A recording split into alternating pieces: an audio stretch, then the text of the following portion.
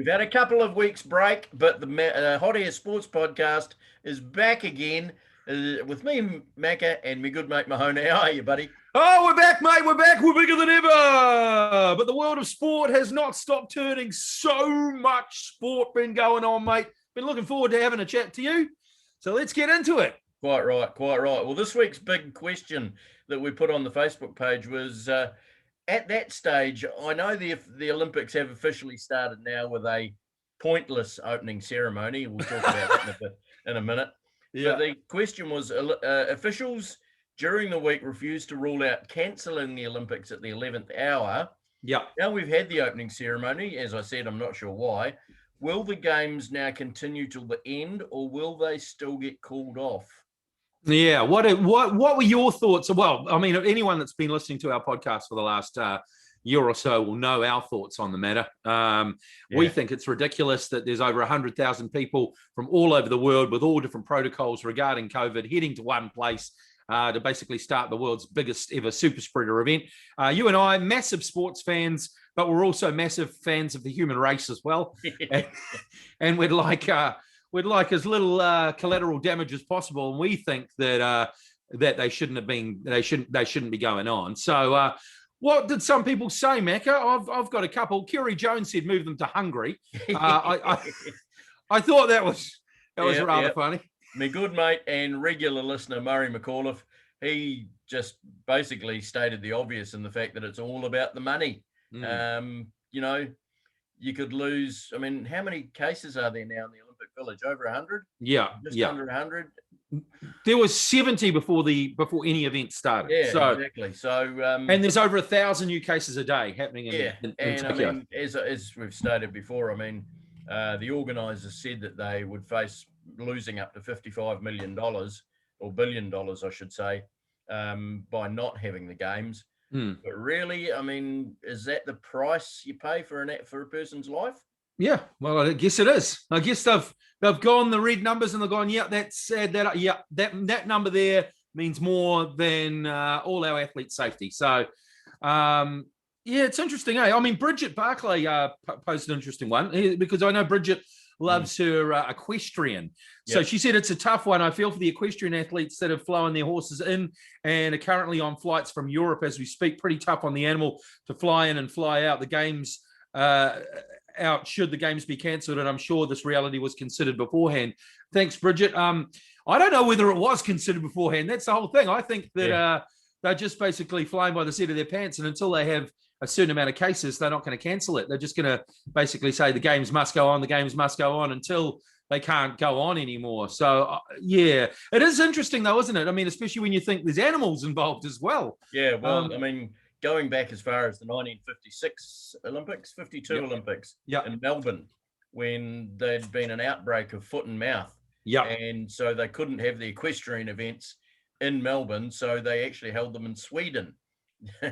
Pretty much right across the other side of the world. And, I think when it comes to, to the horses and other things involved like that, you've got to take a serious look. And, although me and you, we don't really follow the equestrian that closely, but really did that get taken into account? And if you ask me, I'm saying it probably didn't. No, I can't. I just think they're just trying to get through it. They're just trying to get it done, and I just feel for our athletes. I feel for our journalists. I feel for everyone over there. The opening ceremony was, Who was the opening ceremony for? The wife and I watched a bit of it, and she was like saying, "This is a joke. There's no one there. Who are they waving to?" And I said, I suppose they're waving to the billions of people watching it on TV around the world. I mean, were there billions of people watching it worldwide? Who knows? I did notice actually TVNZ got a bit of grief this morning. Have you seen this, Macca? No. Because obviously I didn't watch it on TVNZ because I've got other options. But TVNZ last night during the moment of silence for COVID, 1 minute moment silence, they thought, this is a great time for an ad break. Honestly, now a moment's silence for everyone that's died of COVID. Ad break.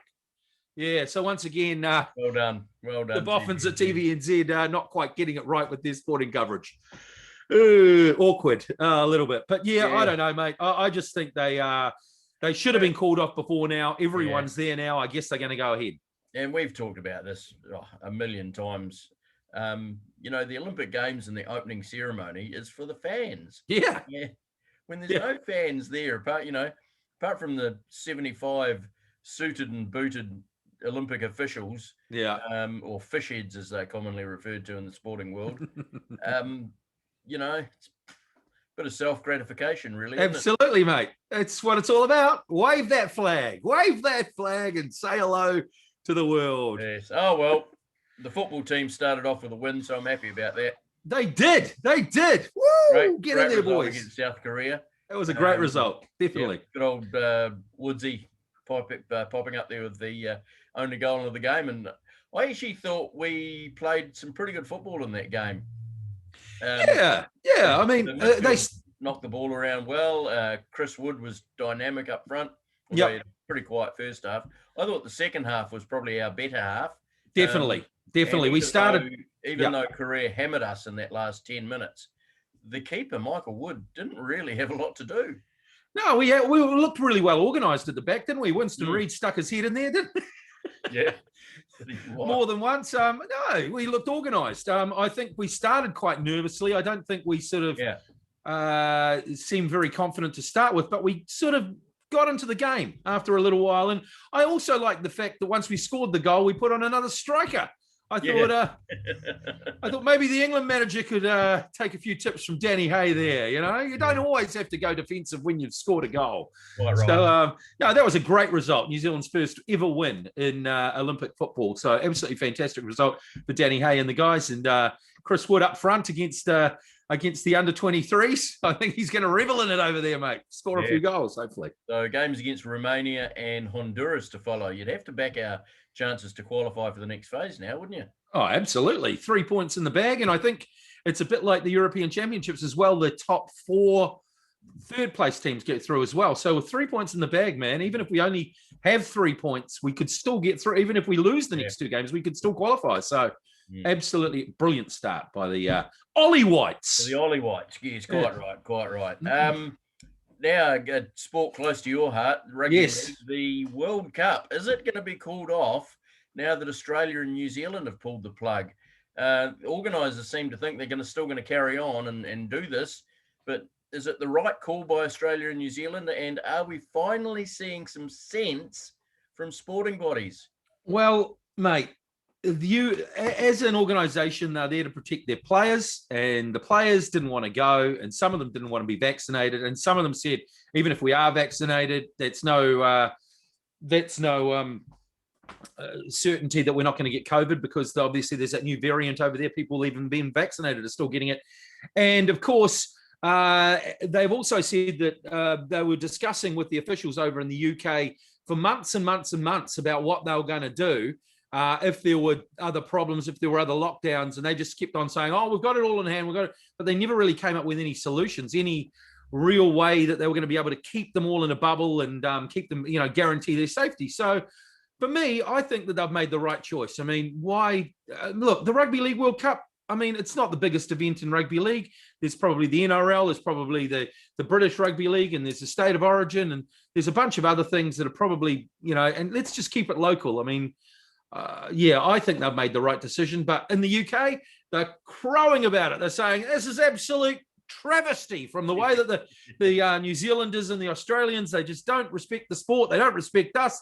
They're terrible. I just think it's pontificating, really, from the UK crowd, really. I mean, it's our call. We don't have to send our players. And to have a World Cup without New Zealand and Australia, what a joke.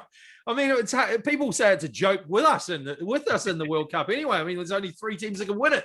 I mean, it's if it's without us. I mean, are Tonga going? I don't know. Maybe Tonga could take on the UK. They could just play the final and be done with it. You can't have a World Cup without Australia and New Zealand. You can't. No, bit like having a netball World Cup without Australia and New Zealand. Yeah. Or a rugby World Cup without Australia, or a cricket World Cup without, any one of those. That's just not the same. So no, I'm very pleased that our rugby league board has taken this decision. Back the players. The players didn't want to go, so fair enough. I mean, I don't understand why. Yeah, we've got this planned. We've got this has to happen. Yeah. Look, we're in a pandemic. It's like, can we just wait till things calm down? No, this was when it was going to happen. It's going to happen now. No, let's just wait for things to calm down. I think the Rugby League World Cup, the head of that organisation has been taking lessons from the IOC president, I think. Yeah, I think so too, mate. I think so too. He's got his head firmly buried in the sand, if you ask me. Yeah, quite right. Moving to the other oval ball code, the All Blacks have named their squad for the Rugby Championship and Bledisloe Cup. Yeah. Joe Moody and Alpha Tungafasi, centre Braden Enna and TJ Perenara recalled, while Southland Colt hero Ethan de Groot, Crusaders prop George Bauer and Blues halfback Finlay Christie aren't named but are kept with the squad as injury cover. Do you think one of those players recalled, TJ Perenara, is a wee bit fortunate to be recalled so quickly, especially after Ian Foster questioned his loyalty after his brief flirtation with rugby league? Okay, a wee bit. I would say he's a lot fortunate. Finlay Christie made every post a winner for the All Blacks. I would say he's the most unlucky man in the All Blacks for a long time to be kicked out for TJ Perenara, who really hasn't performed that well this year. And then he basically used the NRL as a leverage tool to try and get some more money from the New Zealand Rugby Union, and then took off anyway. I would have thought they'd be a little bit tougher on him. I would have thought, okay, well, he did act a little bit selfishly. He was obviously trying to get more money or contract terms that he liked. Yeah. And I would have thought that they would have said, well, you're going to play the game like that. They've done it to other players like that in the past. And I've sort of said, well, you can go piss off and we're not going to pick you anymore. But obviously, TJ Perenara is so woke that they need him there in the team to I don't know, to do kumbaya or make a couple of Instagram things. Oh, I don't know, mate. I don't know why he's in the team. Finlay Christie should be in the team ahead of him, in my humble opinion. Yeah, it was interesting watching the breakdown program on Sky the other day, and basically Jeff Wilson and Mills Moriaina were in favour of Perenara being recalled, both saying that his experience is valuable in the squad with a lot of new players in there. But our old mate Sir John Kerwin, he was adamant that his Blues boy Finlay Christie should have been kept in there. I'm a bit with you. I didn't think Christie did anything wrong in his time on the field, coming off the bench a couple of times. I thought he played very well. Really, is Perenara going to be the number 2, or is he behind Brad Weber now as the number 2? I think he's behind Brad Weber. He has to be. And it's just, I find it very interesting that Foster rebuked him about his rugby league flirtation, yet has still picked him in this big squad. I find that very interesting. Not quite sure what his thinking is on that one. He was interviewed by Jeff Wilson on the breakdown, but never really gave a clear-cut indication or reasoning behind that selection. So the experience one is weird because you've got Aaron Smith there and he's nearly played 100 tests. So you've got an experienced halfback there. You've got, the up-and-comer and Brad Weber. And then you've got sort of a wild card, and I think that third position, Finlay Christie's perfect for it because he's an up-and-comer. I just don't know why you need someone like TJ Perenara. I would have thought I don't think it's just the experience in the halfback role. I think it's just his experience within the group as a whole. Just adding another one to that leadership group that that they proudly talk about in the All Black camp. So an interesting one for me. Great to see Joe Moody back. I think Ethan de Groot's been unlucky, but you're pretty tough. I mean, Joe Moody, you can't leave him out. And Tungafasi as well. He's obviously been brought back. Absolutely. And one name I omitted there was Samisoni Telkiaho, who was just an absolute ball of energy when he came on the field. Wasn't he? Last week. He's also staying with the squad as injury cover for Dane Coles. So those players, all, as I say, haven't been named in the squad, but are still training with the squad as injury cover. So at least they are still around. Continuing with rugby, Marika Koroinbeti's red card against the Wallaby in the Wallabies test against France last week has split opinion amongst many rugby scribes, with former All Black Andrew Mertens critical of the referee's process during the game, while stuff writer Mark Reason, now often don't agree with a lot of what Mark Reason writes. Yeah. And I'm still not sure if I agree with him on this, but he believes red cards save lives and don't ruin games. Oh, mate, this is from the same. Pretty harsh red card. Yeah, it was a harsh red card. I mean, nothing surprises me in rugby with red cards though anymore. It's like, it just ruins the game though. You know, we've said it time and time again. Maybe a 20-minute send off. I don't know.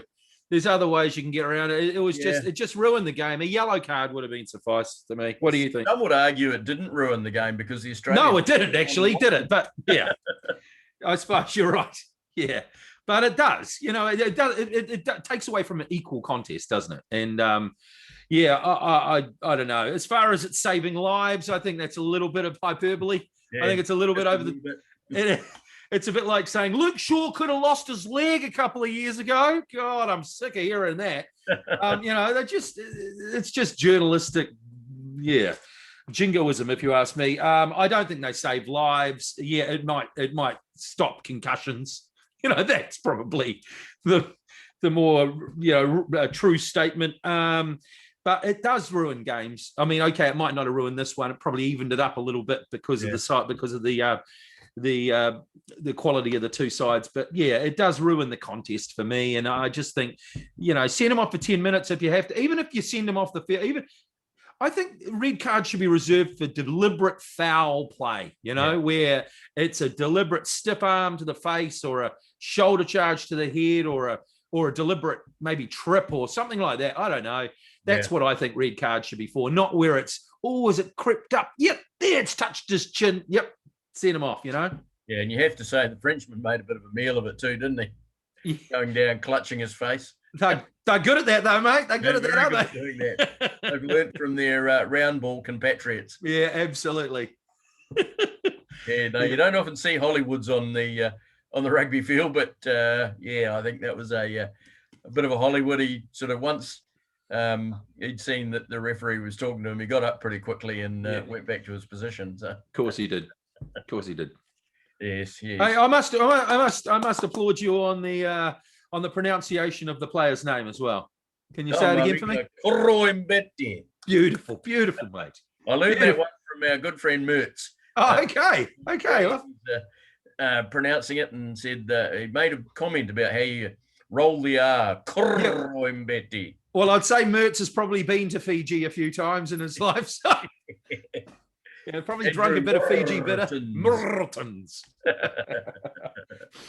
All right. Rumours are circulating in England that an impasse in contract negotiations between Liverpool and their captain, Jordan Henderson, with him being scouted by some of Europe's top clubs, PSG sniffing around there, as are Atletico Madrid. Do you think he's going to leave Liverpool, or do you think it's just paper talk? What are your thoughts? I think it's just paper talk. Yeah, they didn't make an agreement the first time they met. This happens. Contract talks go on for months.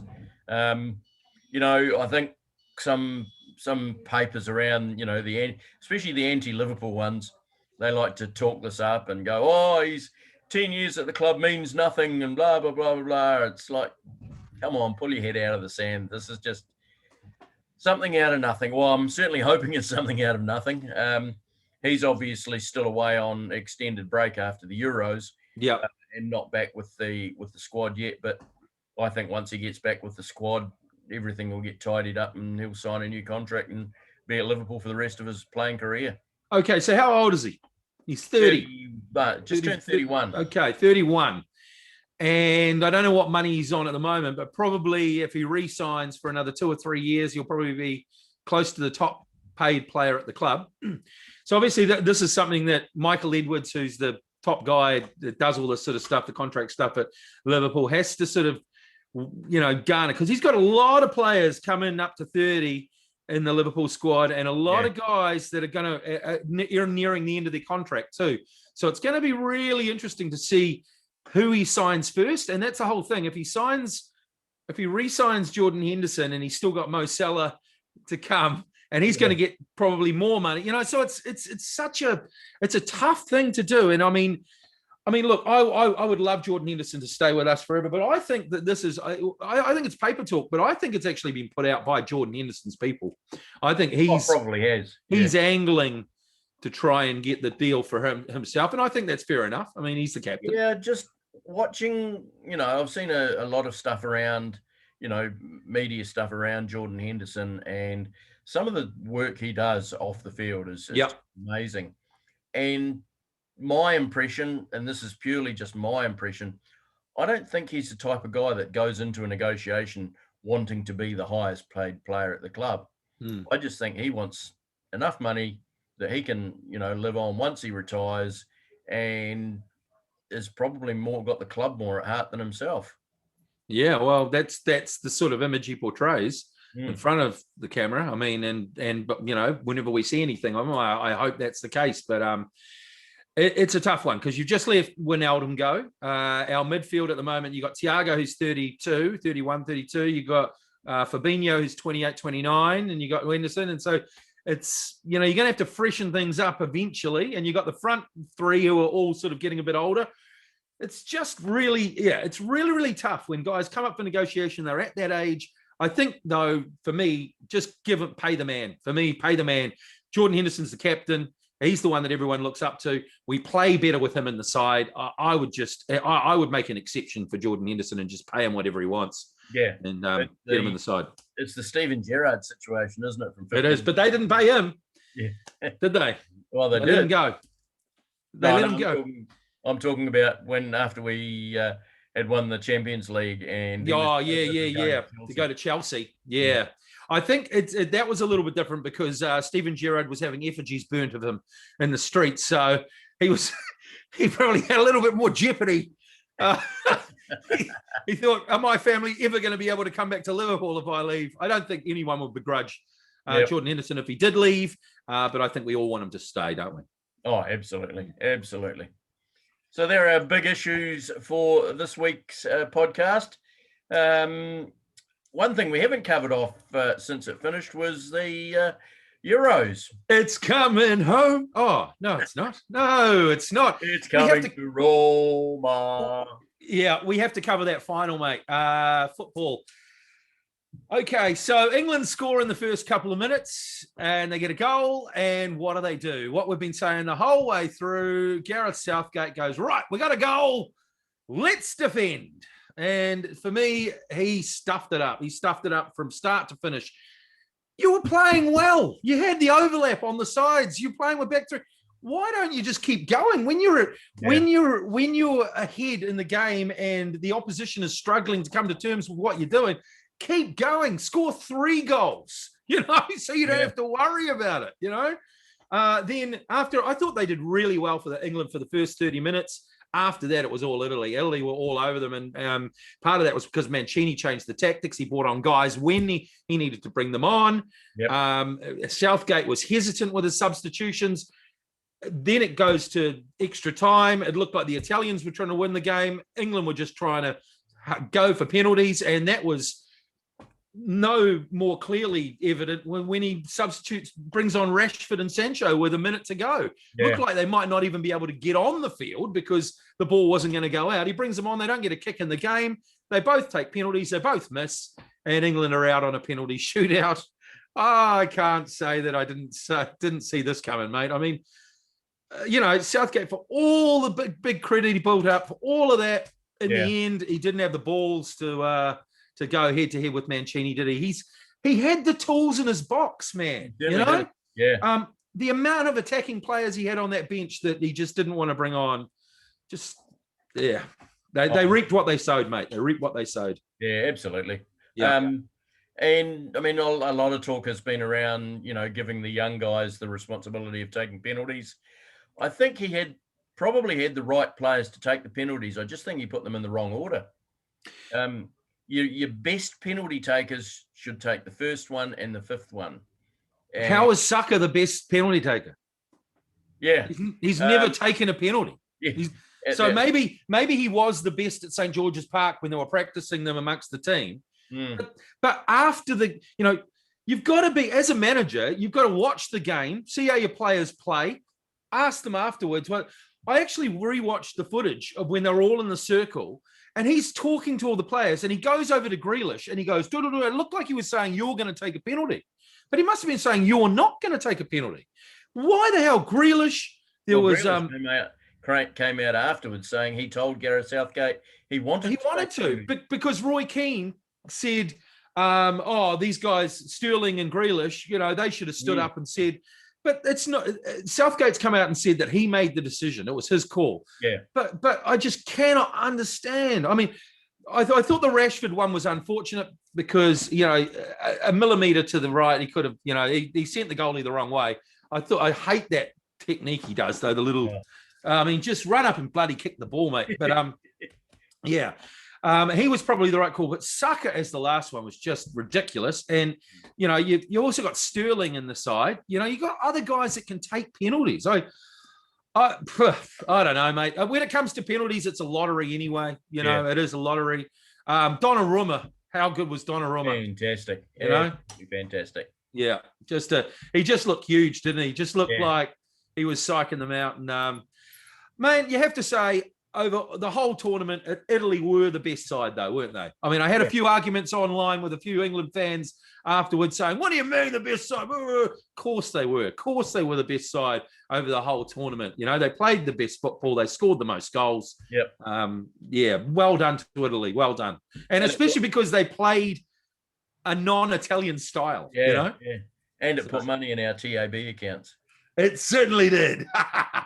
That was just an added bonus. Get all your best sporting tips right here at the Hot Air Sports Podcast. Absolutely, mate. Absolutely. We'll put you right. Quite right.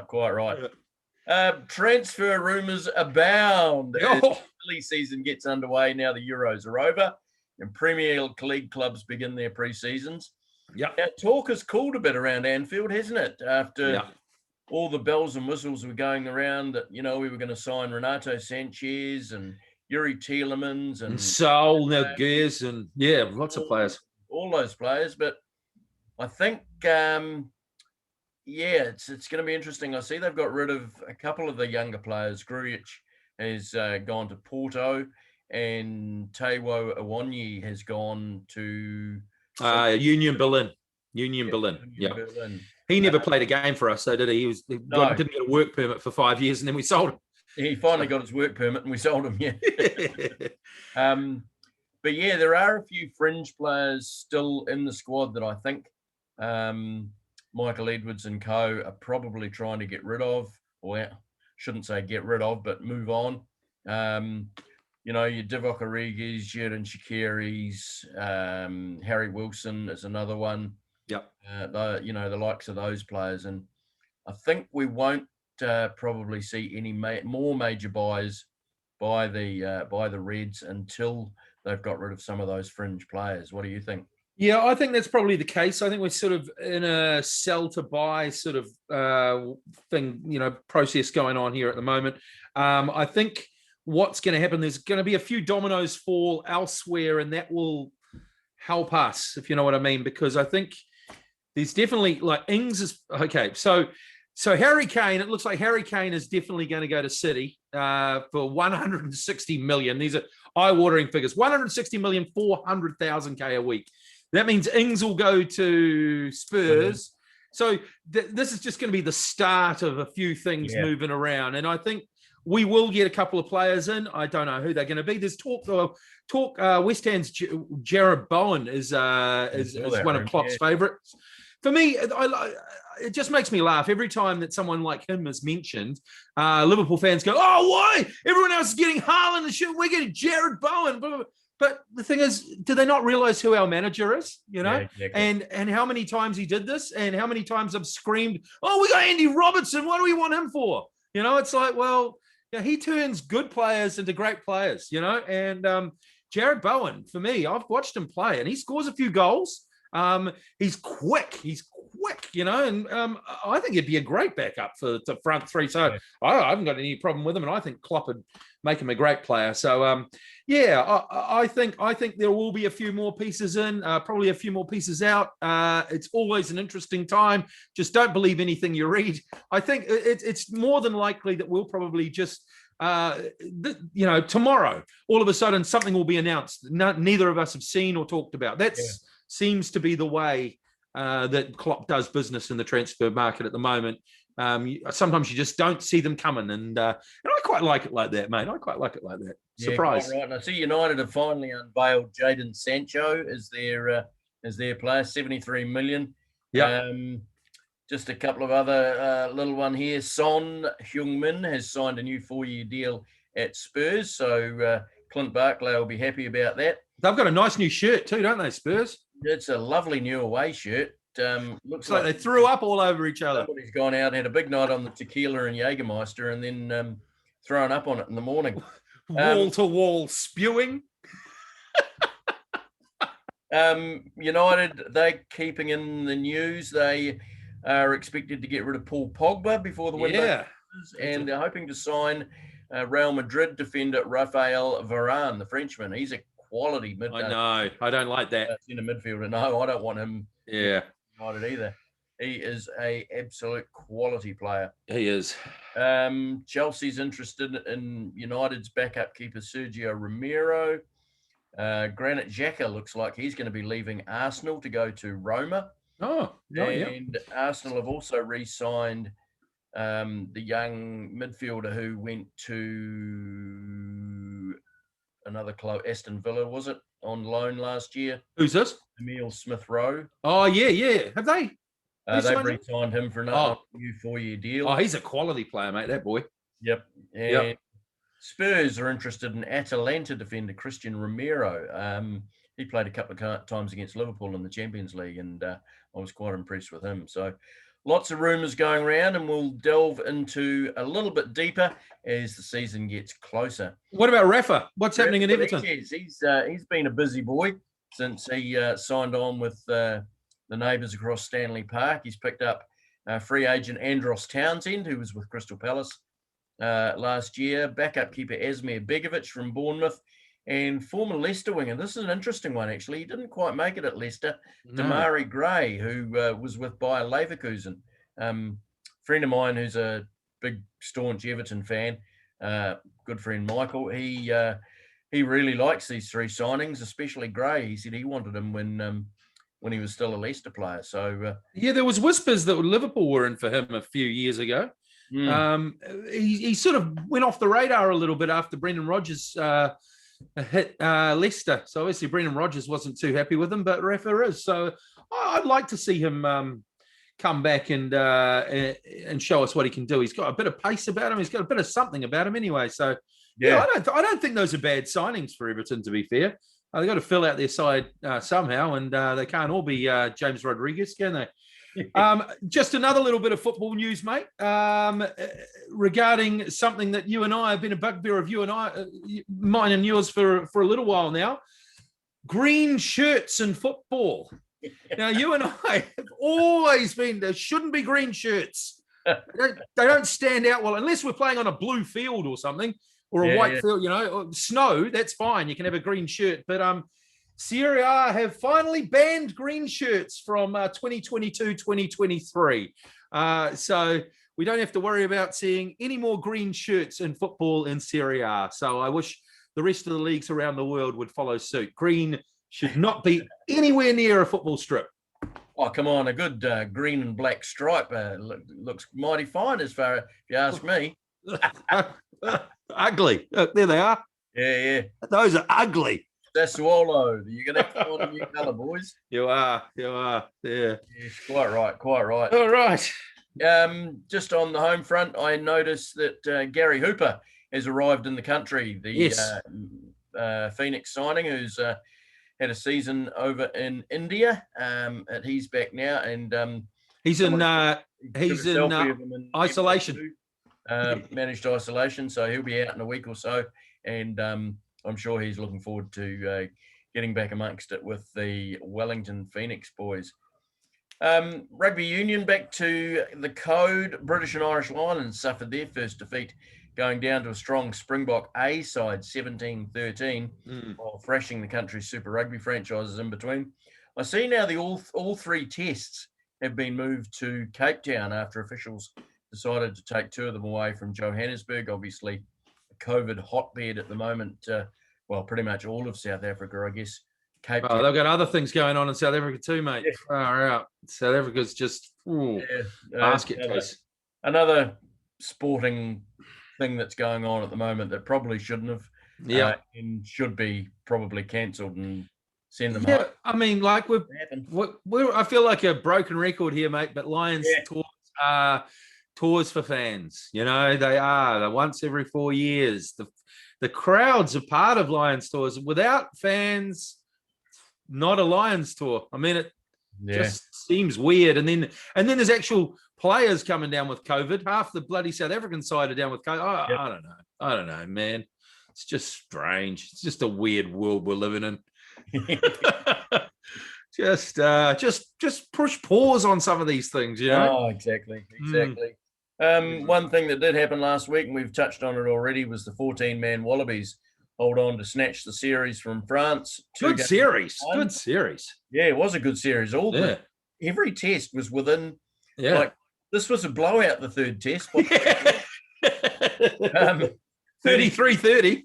After Kroimbeti, a sensationally sent off by Kiwi ref Ben O'Keefe inside the pitch. So they had all three games. I forgot that two of them were on because they were midweek games, but watched all three of them eventually, and they were all really good. They were. It was good. It was good running rugby too. I mean, it was well reffed. I really enjoyed it. I really enjoyed the series. Considering that first test caught you and me both by surprise. Didn't even know it was on. So midweek test. So good to see. Good to see the French side. They're obviously on the rise again, aren't they?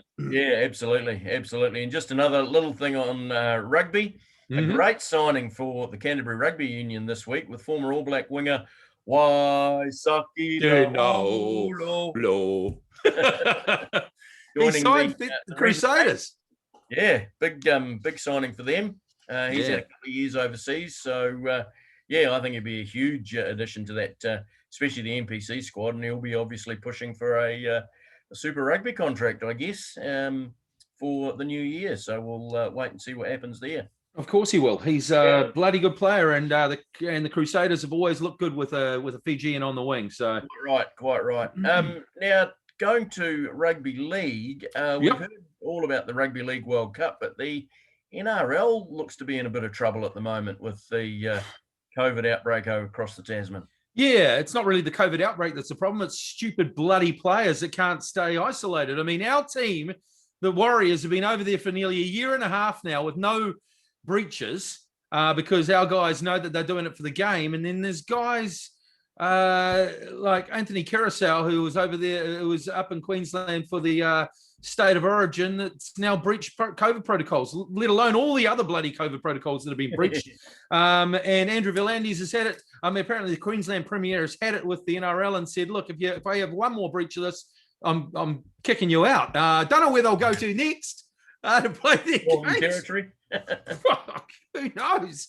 But obviously, most of the teams, if you haven't caught up, are based up in Queensland at the moment because of the COVID problems going on in New South Wales. So it's just a weird old time in the sporting environment, and this is just another spanner in the works for all the teams sort of just trying to play rugby league, mate. It's been tough. And it's been bloody tough for the Warriors recently as well. 5 losses on the trot. We played the Panthers last week, mate. And look, the last few weeks I've been a bit down on the Warriors. I've been saying, they're not really producing enough bottle.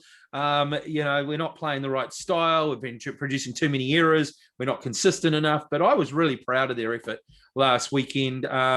They played, like I say, the Panthers, who share the competition lead with the Storm. And the Warriors played the entire second half with no bench. And it took tries from Panther stars Liam Martin, Vilemi Kikau, Isaiah Yeo, and Brian Teo to seal the deal. 30-16 at Suncorp Stadium. Now, I think that we probably would have lost by about 40 points previously. So I was really pleased with the effort the boys put in. Tohu Harris got an injury and to his knee. Looks like it's season ending to him, which is really sad because he's been our top performer all year in the forward pack. And then Roger Tuivasa-Sheck was knocked out with concussion.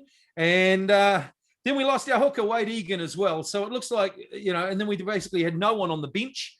And but we refused to yield. And Matt Lodge and Reece Walsh, who both played well, both scored tries. We were actually up 10-4. Rocco Berry then went off with a knee injury. He had been playing really, really well as well. He looks like a player for the Warriors, but he's just been so injury prone recently. Nathan Brown afterwards said it was a huge effort by his team. He said, I want to say it's the best performance of the year for sure, and something that can take the club forward with it if our lessons are playing out of it. Playing with grit and commitment is far more beneficial than being technically sound. And I echo those words as well. Looks like all those guys are going to be out as well for the rest of the season. Tohu Harris is out. Roger Tuivasa-Sheck maybe back after a couple of weeks. The big thing on this game, though, was Matt Lodge. He looked awesome. He looks like he's found a home with the Warriors. He made over 140 meters, and in tandem with Adam Fanua-Blake, they looked really good with those two bookends. He played 80 minutes as well for a big guy like that, and Adam Fanua-Blake played 75. So great effort from them. Tonight, 7 p.m. I'll be in front of the couch right behind me, watching the Warriors take on those pesky Rabbitohs. Things are quite desperate for us now if we're going to feature in the final. There are 4 points adrift, still only 4 points adrift to the top 8, which is quite crazy, really, considering the fact we've lost our past 5 games. 7 games remaining, 6 teams behind them, and another loss this weekend could be just about the end of our hopes.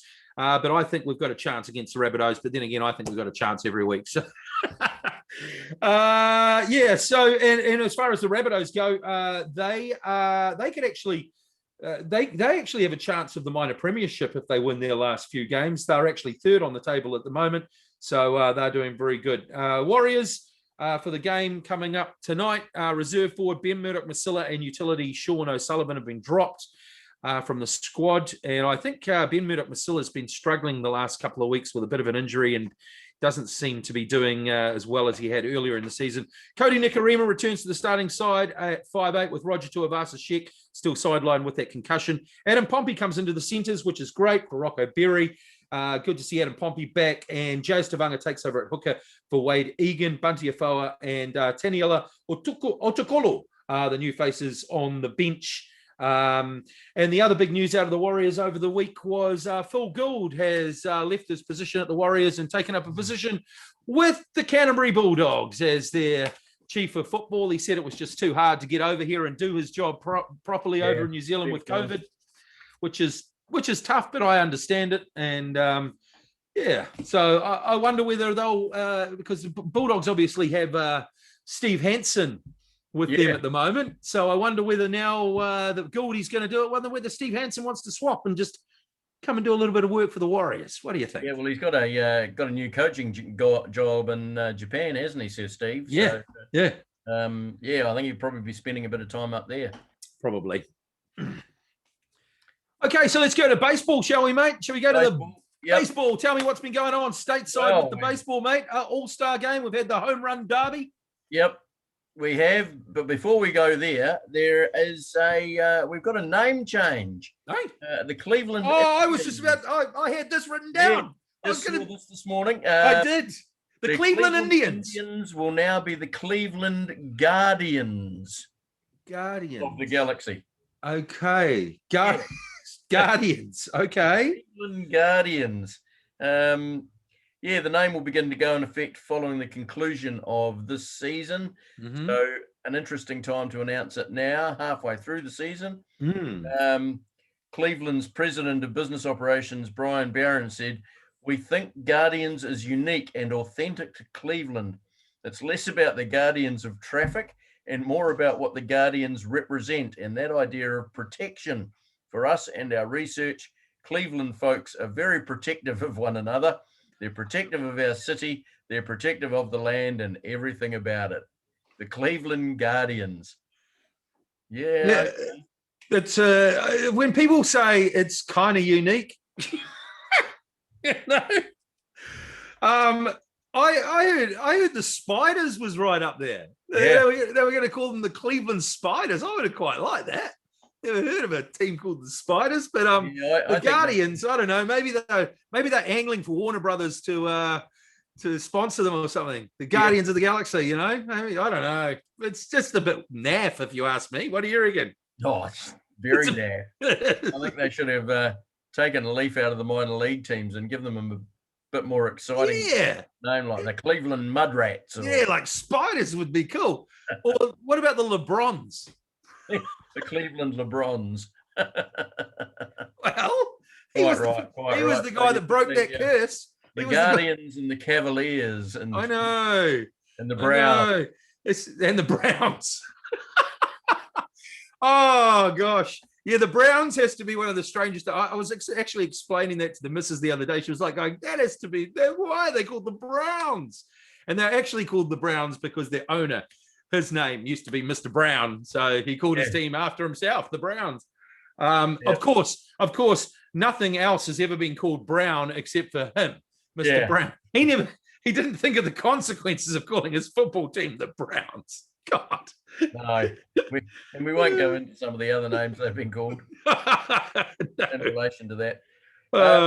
And yeah, as you mentioned, the All-Star break's now over. Teams are right into 100% trade focus, with the trade deadline finishing next Saturday, my birthday, the 31st of July. Oh, okay, hang on. Look forward to those birthday wishes. Gifts in the mail, mate. Yep. Now, already the Tampa Bay Rays have prized veteran slugger Nelson Cruz from the Twins. I'm sure all the American League East teams, including the Yankees, are really happy about that. He doesn't matter who he's playing for, he hits home runs. He does, that guy. Yep. And I mean, and big ones too, big 40 ones. or 41 now, but boy, good club the ball. Yep. Another one I've seen, the Mets have got involved. They've completed a trade for lefty Rich Hill, who come from the Tampa Bay Rays. He's another older player. He's 41, but still throwing the ball pretty well. So these are just to recap, Macca. These are all teams that are in the playoff picture that are basically trying to pick up pieces before they hit the playoffs. Yeah, absolutely. To basically augment any little weaknesses they may have in their side, correct? Yeah, so basically, as I say, the deadline's 31st of July. Trades need to be completed by midnight on the 31st of July. And yeah, teams that are basically out of the playoff picture already, look to offload. They'll be looking to offload some of their higher paid players who have only got, usually it's guys that are going to run out, their contracts are going to run out at the end of this year are the ones you see. Sometimes you see other players still with years of club control left. They will get traded as well. Yeah, lots of stories around at the moment. Trevor Story from the Colorado Rockies is likely to be traded, as there's a lot of talk about Cubs third base Chris Bryant. Byron from the Twins is another one that's been mentioned. Where's Chris Bryant going to go? Well, whoever wants him, really. Cubs are my sort of second team. I've always loved the Cubs since I had that magic day at Wrigley Field in 1999 with Todd and RJ. And so I'd be quite sad to see Chris Bryant leave the Cubs. Yeah. He's one of those players where you sort of, when he comes in, you sort of think, oh yeah, he's a lifer. Yeah, I would have thought that. He's sort of Derek Jeter type player. Yeah, face of the franchise. The rest of his career. But that looks like that's not going to happen. Joey Gallo is another one from the Texas Rangers. There's a lot of talk about him being moved on, and obviously being a left-handed slugger. The New York Yankees are interested in him with the short porch in right field. So that's going to be interesting. The Yankees definitely do need to get players in. It's been talk. Hang on. These are only teams that are in the playoff picture that go for players. So why are the Yankees? Oh, you are? Oh, yes, they are. Sorry, a lot of talk around Minnesota pitcher Jose Berrios, who's a quality pitcher, bringing him in to assist the likes of Garrett Cole and Jamison Tyone. They're hoping that Corey Kluber will be back fairly shortly as well. So they're actually, since the All-Star break, have been playing very well and beat the Red Sox in a series last week and swept the Phillies in 2 games just this week, and are involved in another series with the Red Sox at the moment. So Red Sox do hold a lead in the division by, I think it's 6 games ahead of the Rays. 1 game ahead of the Rays. The Yankees are a further 7 games back, but 1 week you can turn that right around in baseball. Chicago White Sox, interesting story around them during the week. Yerman Mercedes, who is quite a talent, but you look at him, he doesn't look like a baseball player. He's about 5'6", 5'7", but he looks more like a rugby prop than he does a baseball player. And he faced a bit of criticism on social media and from the media a few weeks ago when he launched into a home run and cleared the fences, but it was off. The White Sox were leading big at the time, and whoever they were playing, I can't remember, had brought in a position player to pitch. And when that happens, there's sort of baseball's unwritten rules. Some of them are just so archaic, it's not fun. Yeah. And one of these unwritten rules is you don't smash a part-time pitcher. He gets up there, slams a home run, gets ridiculed on social media and in the news media as well. And then he did something else, I can't remember what it was, and he faced more criticism. And on Instagram a couple of days ago, he basically implied that he was retiring. And I mean, the kid's only 24 years old. And he got together, as veteran manager Tony La Russa obviously got to him, and he's now back playing in AAA. So weird. Yeah, a bit of a weird story. And, you know, when you talk about the mental health of people and the ridicule they face on social media, it's just... Oh, and that goes back to the Marcus Rashford and the sucker thing in the Euros. I mean, I knew as soon as they missed those penalties, being black players, they were going to cop it.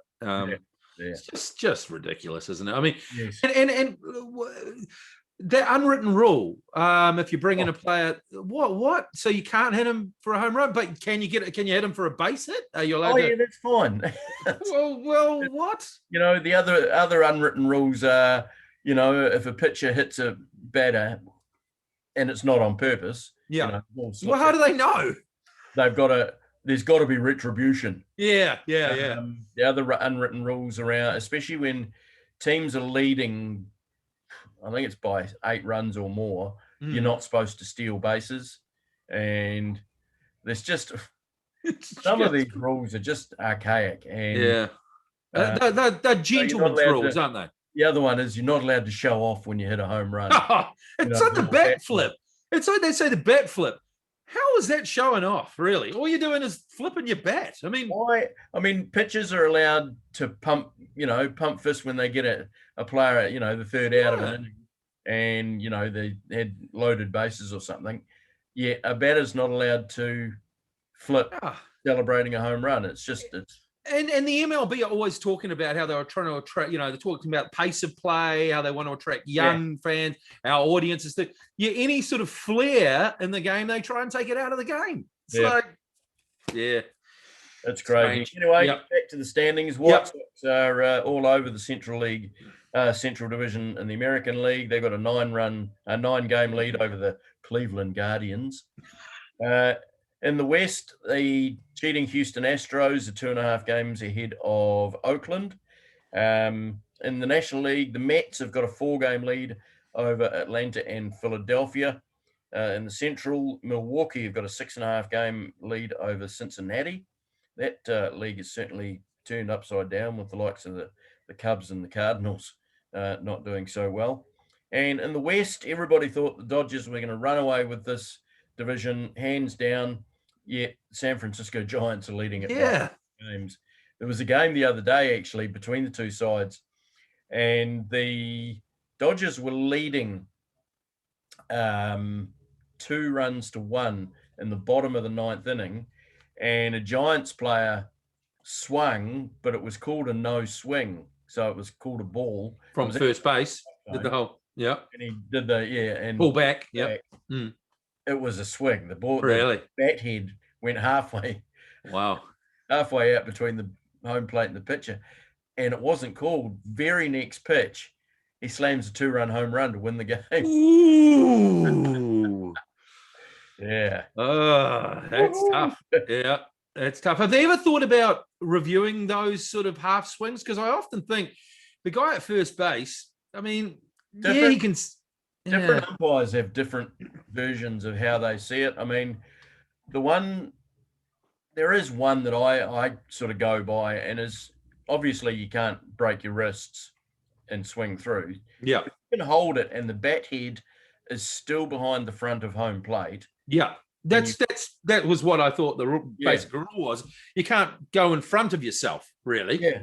You can't swing in front of yourself, or in front of the plate. So if you take it there and you pull it back, it's not a swing. Yeah. But umpires like Angel Hernandez, who's a terrible umpire, they just take it a wee bit extra because they think he thinks he's the best umpire in the world, and he does it his way. So yeah. But I don't think Angel was the umpire in that certain instance. But it happened to the Dodgers, so who cares? Yeah, exactly. They lost. Bad luck. Suck it up. Yeah. Move on. Quite right. What about the Kiwis, mate? How are the Kiwis going over there? Jason Matthews continues to rake in pro ball with the Great Falls Voyagers in Montana in the Independent Pioneer League. His batting average is a cool 350 at the moment.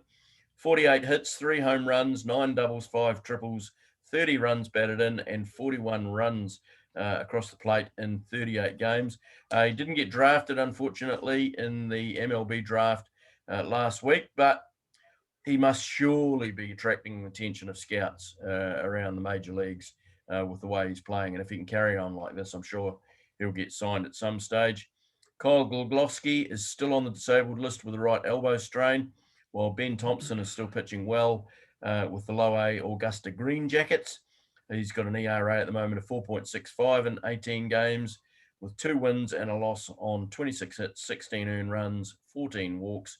But the big stat of Ben Thompson, he struck out 42 hitters in those 18 games. So that's more than 2 per game, which, considering he only pitches 1 or 2 innings. Wow, that's good. Per game, it's really good. It's not bad. So he's a relief pitcher, is he, Macca? He's a relief pitcher. He is. Yep. He comes in the later innings. Yep. And sees it through, bridges the gap between the starters and the closers. So, cool. Good luck to all those 3 boys. I hope to see Kyle back on the mound fairly shortly. That elbow strain is obviously a bit more serious than first thought, so we'll just have to wait and see how he goes. Absolutely. Good on the Kiwi boys, doing really well over there in the States. Now, what do we got coming up? Good week, bad week. Are we doing that now? Yep. Okay, so good week. I had the New Zealand Ollie Whites as my good week. First ever win in the Olympics. And so great win for the boys, even before the opening ceremony. I thought that was really, really good. Also a good week for the town or the city of Seattle, because they now have an NHL team and they're called the Seattle Kraken, which there's a name. It's a great name, like a sea monster. And they've got a very stylish jersey. It's an S in the shape of a sea monster. Very, very cool. And they had the NHL expansion draft a couple of days ago, and they've drafted their team. Sounds like everyone online is basically saying they're going to finish dead last. But I'm going to go out and buy a Seattle Kraken jersey because I think they look awesome. So I'm behind the Kraken. So good on Seattle. Yeah, that expansion team didn't do so badly, did they? Mate, they've done bloody well. I think Golden Knights. The Golden Knights have absolutely awesome. They got Fleury, of course, a great goalie, and a bunch of other good prospects. I think all the rest of the NHL teams have worked out exactly which players they should be given up. So the choice wasn't so good for the Kraken when they were doing the draft, but they picked up some good players. So I don't know. I'll be right behind them anyway. So great week for the Seattle Kraken. Bad week for Finlay Christie after a couple of great performances for the ABs. He's dropped out in favour of TJ Perenara, which I don't think is the right decision. So bad luck, Finlay, but I'm sure he'll be back in the All Blacks in good time. And also a bad week for Everton. Gylfi Sigurdsson arrested for all sorts of horrible offences regarding children, and it looks awful for that. There's a vampire in Africa sucking on people's blood in an Everton jersey. Don't know whether you saw that story, but very, very strange. And the photo of him covered in blood in an Everton jersey, I was thinking, how bad can it get for Everton? It's got that bad. And then, just to make it worse for Everton, Duncan Ferguson can't travel to South America for pre-season due to his criminal convictions. So they don't have an assistant coach in South America either for their current pre-season tour. So it's not been a good week for Everton. No. But I'm sure Rafa will be cheering them up with his fantastic style of fluid football that he plays. Absolutely. So there you go, mate. Another massive couple of weeks in sport. What's coming up for you this week? As much as I don't want the Olympics to go ahead, I still will be watching some of the sports. Good Absolutely. to see the Rose start off well yesterday. Looking forward to watching the Ollie Whites play again. And also looking forward to see how young Lewis Clareburt does in the swimming pool. You know, there's we haven't won a men's medal in the swimming pool since Daniel Loader's magnificent double in 1996. So, really excited to see how he goes. He's tonight, isn't he? He's tonight at about 10 o'clock, 400 meters individual medley. Is that right? Something like that, yeah. Yep. So, looking forward to seeing that. And apart from that, just following the transfer ticker on both. Absolutely. Both the football and the baseball. So, hopefully we'll be able to update you a bit more on what's happening in the next podcast. And also, locally, I must make some time to try and listen to the new sports radio channel. I haven't really had a chance to SENZ. have a listen to SENZ yet. I understand the first week went pretty well, and look forward to seeing what the boys and girls on SENZ have got to talk about. No, I've been listening to them. It's quite good. It's good to have. It's just great to have sport radio back. I'll be doing all those same things as you. Definitely watching the transfer ticker. Also watching my mighty Northcote Tigers tomorrow, and Birkenhead United, who have had a couple of close losses in the last couple of weeks. So seeing if we can bounce back this week. I know you're going to see some local football today as well, aren't you? Yes, off to Wellington to watch the mighty Greytown FC play against Wellington Marist. So another win will get us closer to one of those promotion spots. We've started off the season badly with just one win in our first 6 games, but in our last 7 games, we've won 5 and just lost the 2. So nice. Going well, Greytown FC. So hopefully another win this afternoon, and we'll be right back into that promotion mix.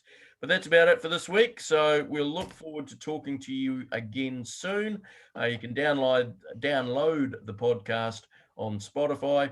You can also, if you want to watch our lovely mugs, you can pick us up on YouTube. So subscribe to the channel. And like, comment, do all that good stuff. Make sure you place a comment. We'll promise we'll read it out. Quite right. We'll have another big question for you next week on Facebook as well. So until then, for that. Good night from me. And it's a good afternoon from me.